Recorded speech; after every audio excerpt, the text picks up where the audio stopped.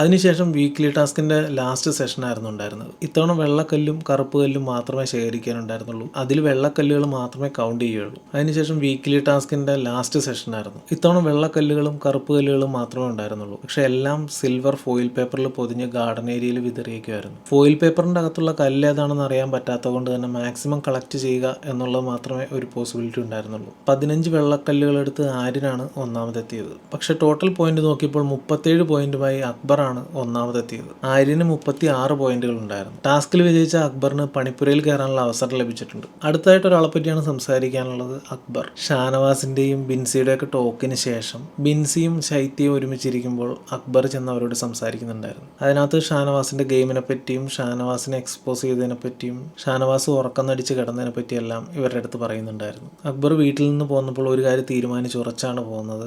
എന്തൊക്കെ സംഭവിച്ചാലും ഏതറ്റം വരെ പോയാലും സ്വന്തം വ്യക്തിത്വം വിട്ട് കളിക്കില്ല എന്നുള്ള തീരുമാനത്തിലാണ് ബിഗ് ബോസ് ഹൗസിലേക്ക് വന്നത് എന്നെല്ലാം ശൈത്യയോടും ബിൻസിയോടും പറഞ്ഞിട്ട് അക്ബർ അവിടെ നിന്ന് പോയി.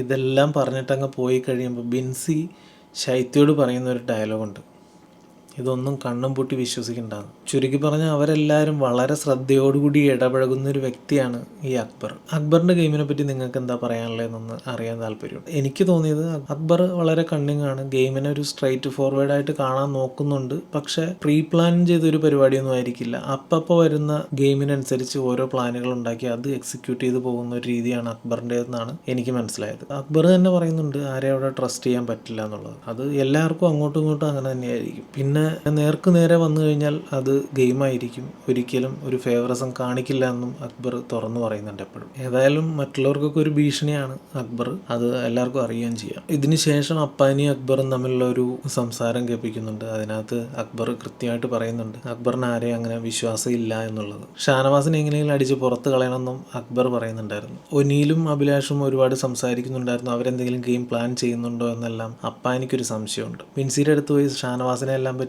സംസാരിച്ച് നമ്മളെല്ലാം കേട്ടതാണ്. ബിൻസി എങ്ങനെയെങ്കിലും നോമിനേഷനിലേക്ക് ഇടണം എന്ന് അക്ബർ പറയുന്നുണ്ട്. ബിൻസി അപ്പോൾ അവിടെ പറഞ്ഞത് ശരിയായില്ലേ, അക്ബറിനെ കണ്ണും പൂട്ടി വിശ്വസിക്കണ്ട എന്നുള്ളത്. അപ്പോൾ അക്ബറിനെ ജഡ്ജ് ചെയ്ത ബിൻസിയാണോ, ബിൻസിയെ പൂട്ടാൻ നടക്കുന്ന അക്ബറാണോ ഒരു BB മെറ്റീരിയൽ, ഒരു ഗെയിമർ? എന്താണ് നിങ്ങൾക്ക് തോന്നുന്നതെന്ന് കമൻറ്റ് ചെയ്യാൻ മറക്കണ്ട. Thank you.